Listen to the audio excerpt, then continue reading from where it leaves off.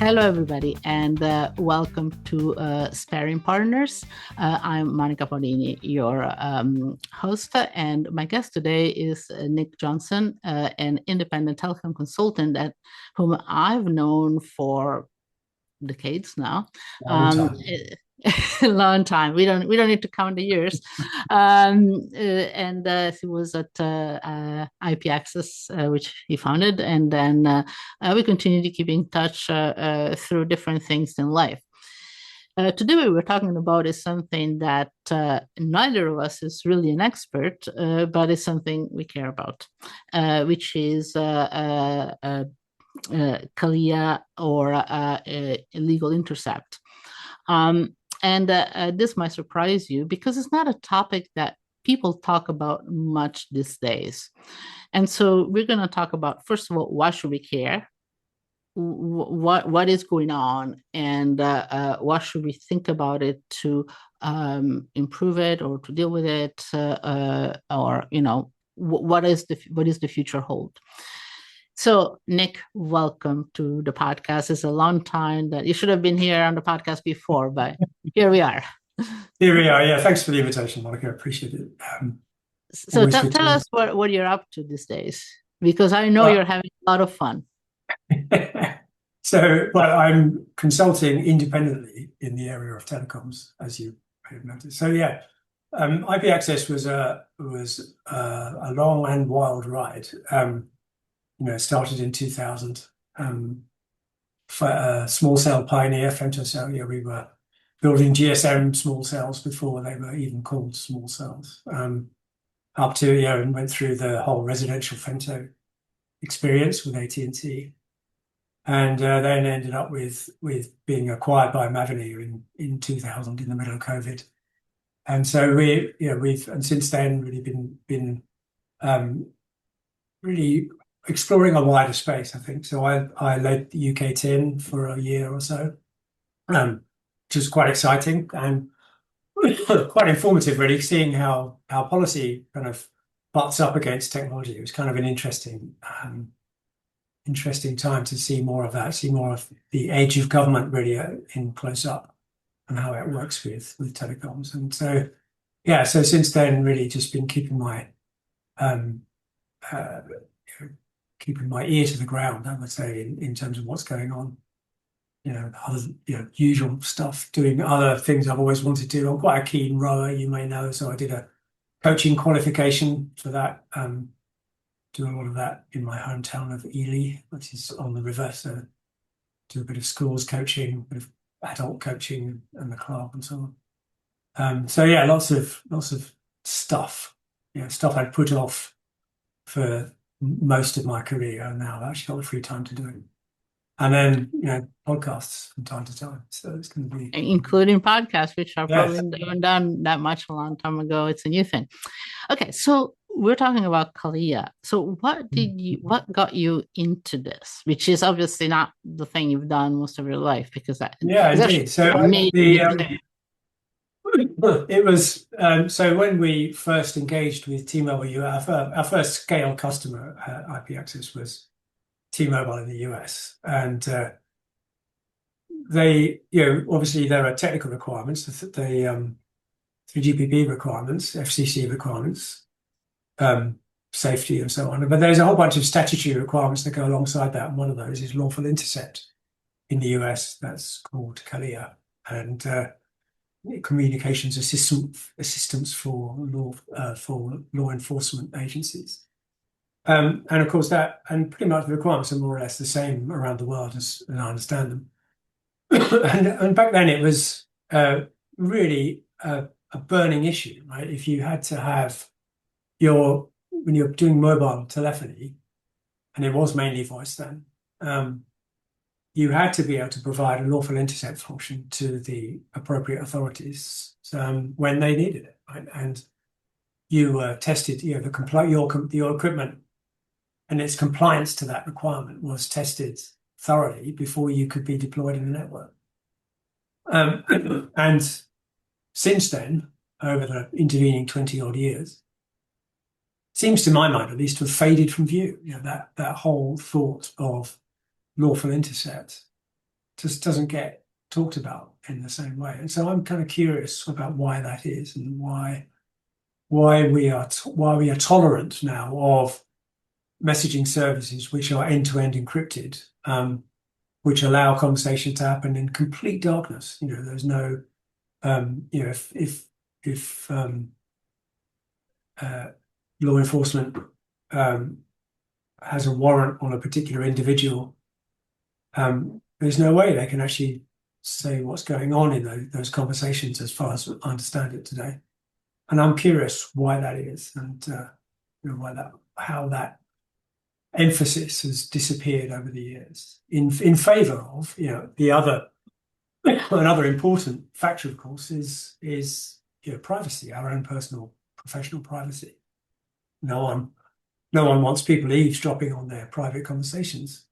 But on the other hand, if there is suspicion of wrongdoing, that's enough to allow a warrant, a judge to issue a warrant. And should that not have the ability to serve that in a effective way, so that the conversations can be monitored and appropriate action taken? So why is that? Why has that disappeared?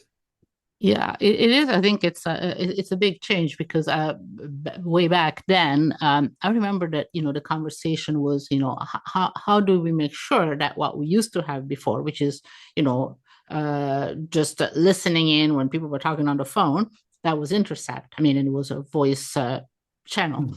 We wanted to preserve that kind of functionality as we moved to IP. And that was the main thing. So yeah, there was, people knew what encryption was or whatever, but there was not so much emphasis in the fact of the privacy of the conversation, because we were used to the fact that, yeah, you knew that if you talk on the phone, police might be listening in if they have a good reason to do that, the authorization. So it's not like everyday kind of thing. But then over the, I would say that over the last 20 years, there was a complete shift, where what really became most dominant, is the fact that we are entitled to have everything to be private to us. And therefore, encryption is the way to ensure that. So if everything is encrypted, nobody has access to it. I can tell you whatever I want and nobody will know about it. And on the face of it, if you are honest and just talking about your private issues that you just want to have you want to be confidential because you want to say something you don't want other people to say, which that sounds perfectly legal. However, I did actually change my mind a little after listening to a podcast about pedophiles.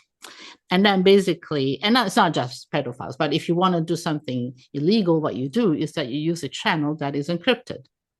At that point it was Signal, but now everything is. So it is true that at one level, encryption protects legal and honest, just confidential conversation, but also covers up for criminal activity. Right? It just does both, because it just covers everything. And so what should we think about it? So what I used to think is like encryption is a good thing no matter what. Now I'm like, well, really? Or you should be able to encrypt it, but somebody should be able to have access. So like with the intercept or other access is only if you need to have access. So not everybody can have access.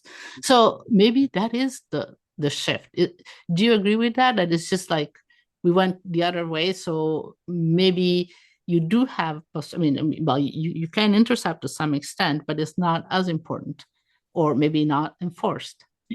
Yeah, I think the whole ability to intercept. I think what you see happening now when something bad happens and the police get involved is that people's phones get impounded, or their laptops and so on. So you're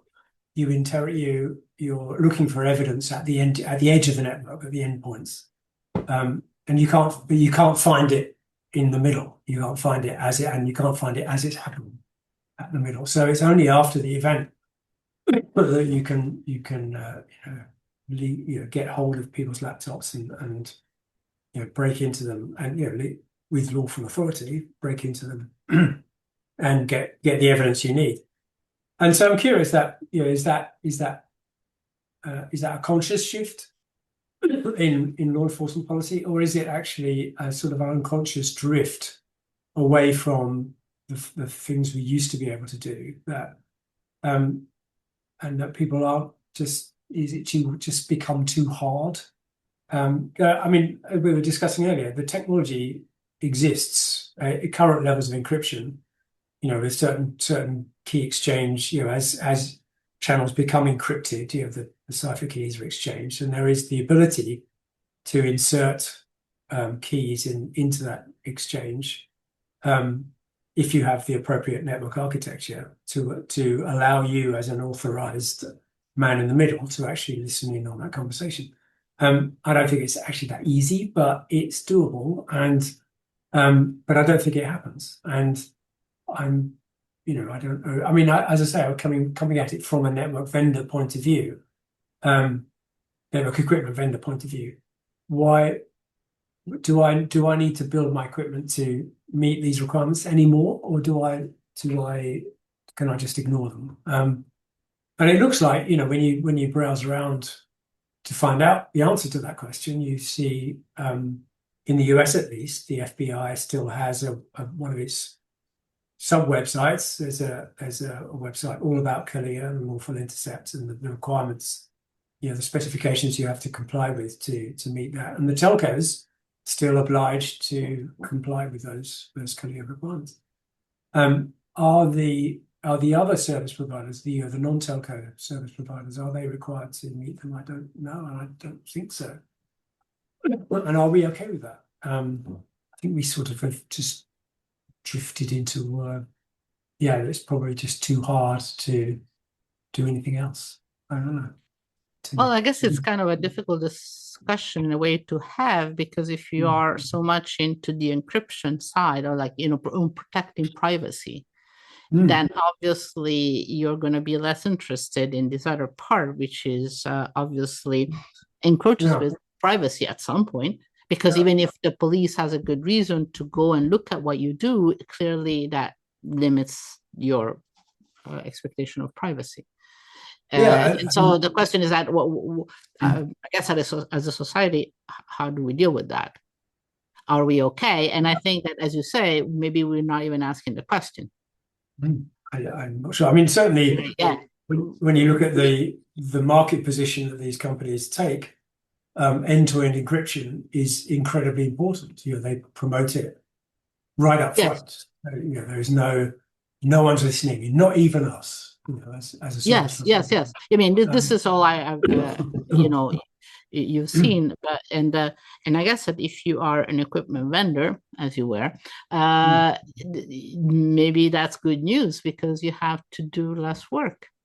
Exactly. Yes. And there's just one less check, one less requirement. And for an operator as well. It was a big deal. I mean, there was a I think that's when we were doing this compliance testing in T-Mobile US, there was this event in Moscow, which, where the Chechen separatists invaded a theater in Moscow, and it was a really bad situation. 900 odd people were held captive, and 100 odd of them died in the rescue attempt, and it was a terrible, terrible situation.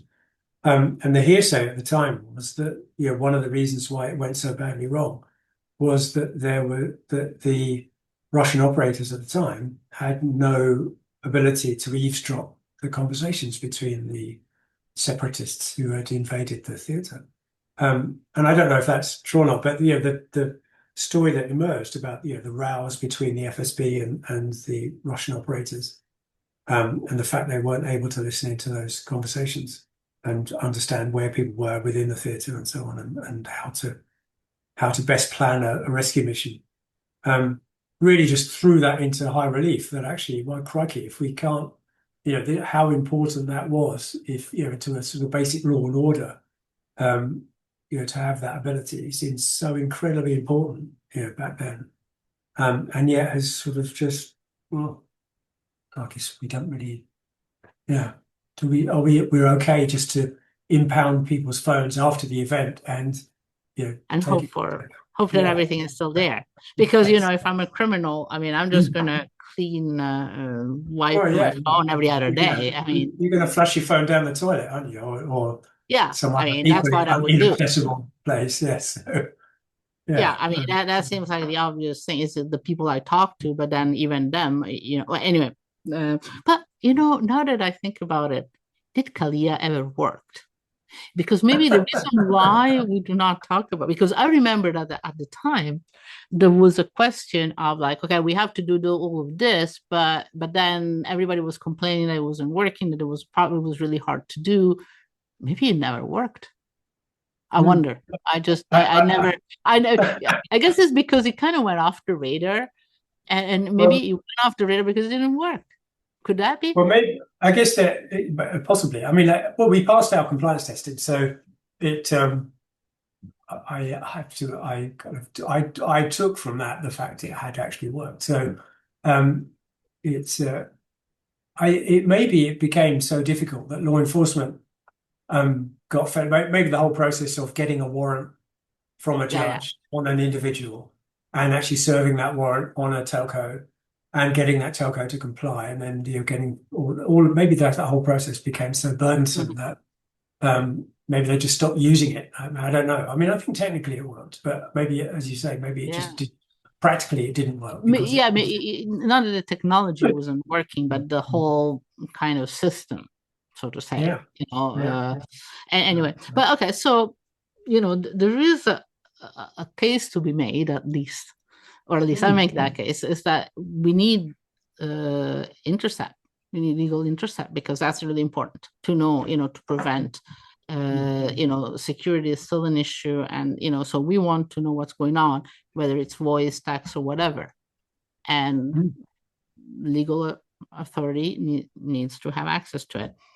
So if that is the case, however, how do we do that in the current situation where the operators really are managing the infrastructure, but not the applications over which communication. So if you have a WhatsApp kind of situation, which is pretty common, or it doesn't have to be WhatsApp, by the way, it could be anything. So, but you have messaging services. We have not even a messaging, but because a lot of applications have kind of messaging capacity. You do real-time telephony as well, yes. But it is an entity that is completely separate from the network. And in fact, WhatsApp works on every network, every country. So, well, almost every country. So you have the operator that is in control of the infrastructure, but does not have, by definition, access to the content. And then you have all this myriad of applications. So if somebody is doing something illegal, God knows what they're using. Because before, if I make a phone call, it would be through the operator, so there would be only one point that you'd have to check.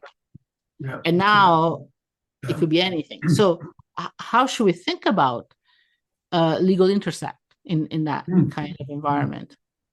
Well, you're right. Identifying the endpoint is a key step in the legal process, right? You can't be indulging in mass surveillance of. Well, I think the suspect is part of this group over here of 5,000 people on a university campus. Let's just collect all of their phone calls and messages and emails and blah blah. We'll sift through them later and find the evidence we need.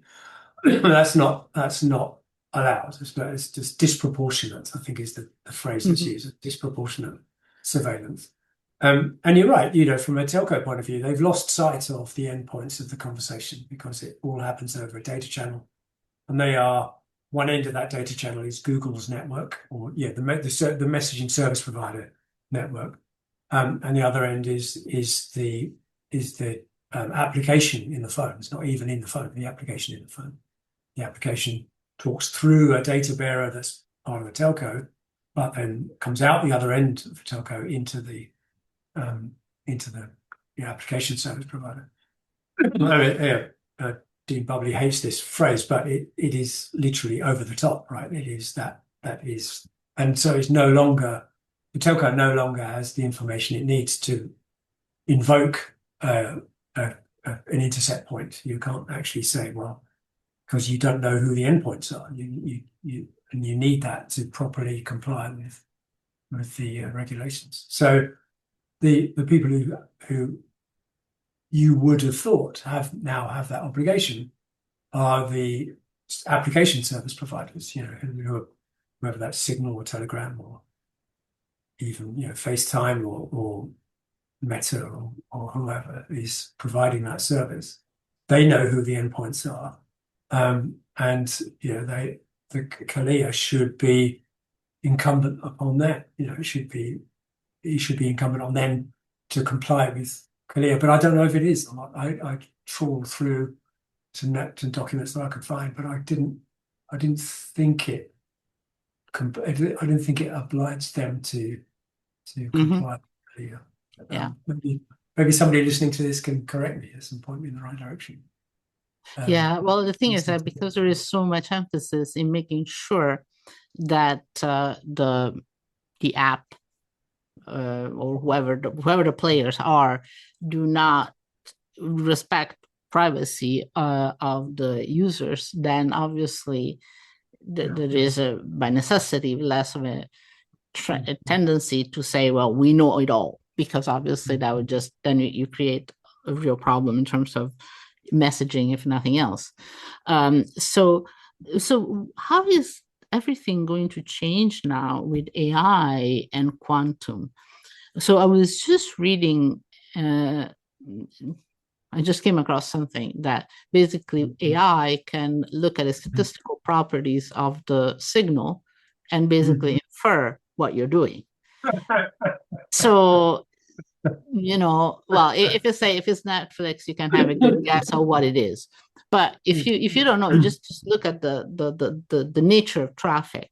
You should be able to, so you can decrypt it, but you can get a little bit of information, and then eventually you could imagine a situation where, yes, AI allows you to encrypt better, but also allows you to break encryption better, or whatever. But there is a sense in which, both with AI and with quantum, this whole idea of how you can actually do it, or how you can stop it, might change. It might, and so I mean so let's think about quantum first. So quantum, if you believe that quantum computers will come along soon enough, and so-called Shor's algorithm will be effective in allowing you to break into AES encoded, also AES ciphered secure channels, then you could imagine that in due course that would allow you to intercept messaging as it happens. But of course, people are already responding to that and putting in new technologies, quantum key distribution, and so on, other things which allow you to distribute quantum safe keys to encrypt your channels more securely, so that quantum computers can no longer decrypt them, and also to provide a level of authentication so that if your message has been interfered with or decrypted and re-encrypted, you will know about it. There's some a little bit like, I mean, the way I'm hearing it talked about, and there's an awful lot of popular language in this field, but the way I'm reading it is that this well-known thing about, with a quantum system, as soon as you measure something in a quantum system, you've changed it, right? You measure the position, you change. That means you've changed the momentum. You measure the momentum, you've changed the position, and you're no longer certain of it. So if you've measured a quantum encoded message, then you've changed it, right? So in a way that can be detected by the receiver. So it's kind of made the whole lawful intercept thing much harder, right? Because now there's no way of actually intercepting a message that's been encoded in a QKD way, in a way that the endpoints can't tell you. That's one of the requirements of lawful intercept, is that the people you're intercepting, the conversation you're intercepting, can't tell that they're being intercepted. And yeah. Quantum cryptography takes away that ability, almost from the ground. So, the quantum itself seems to make this whole problem even harder. and yeah, so are there any features being built in by under the hood that we don't really know about it that allow that to happen? Where your quantum keys are being distributed in a way that actually mean that they're not really quantum keys; they're actually just keys that actually there's still the possibility of inserting a tap in the middle of the conversation with some keys that you as a lawful interceptor have provided that allow you to intercept that conversation. That seems kind of plausible, but I think there's a lot of technical detail there to be. But you'd imagine that it would be possible, because if there are keys that there should be keys that are only available to whatever legal entities can do it, and then maybe they need to eventually tell the people involved that they've been intercepted after the fact, because obviously in a way you say, well, you should you should authorize someone to, like the police, to do it. But if I know that my phone is intercepted, even if I'm completely clear and not doing anything criminal, I just gonna toss it and get a new phone. Just because I don't want to be, even though I think it's a good thing. There's always an arms race here between, So that's interesting, but you're right. I've never heard of that, and it has to be possible that you have some sort of different levels. That it's not like everybody can get the key, but I don't know. But I guess it's not a priority. But then again, maybe we come from an age where you have a phone and you have a voice and you intercept. But if you go and look back in the day when we didn't have phones, if I would tell you something, it would be just me and you knowing about it. If we are there's nobody around. And if there is somebody around, it's just physically there and present, which is actually not that different from the police getting your phone and looking at it, right? In fact, it was even worse, because at that point, so maybe it's the kind of thing that we're reverting back to what it used to be, that there was privacy simply because there was no way to record it. So you could go and say, if I tell you something, you can go and say the whole world what I told you, but it's your word against mine. There is no physical record. And if there's no, you can't actually record your content of the conversation, but that your two suspects have been speaking together, are in the same position at the same location center. They've been talking, and I guess that takes us on to the whole AI thing, right? If your AI software is telling you something about who is calling who, even though you don't know what's actually being spoken about, and I don't know how you generate the training data for this particular AI function, but if you're inferring from the fact who is calling who and when that's in relation to what criminal activity, then I guess there's quite a few startups popped up. There's a few in the news, aren't there, where some fairly highly valued software companies that have that as part of their mission statement, is to use AI to give you that that sort of probable cause kind of factor that you need to then escalate through other stages of law enforcement. And I don't know. I can't say. It feels kind of a little bit like profiling, in the sense that what if you're training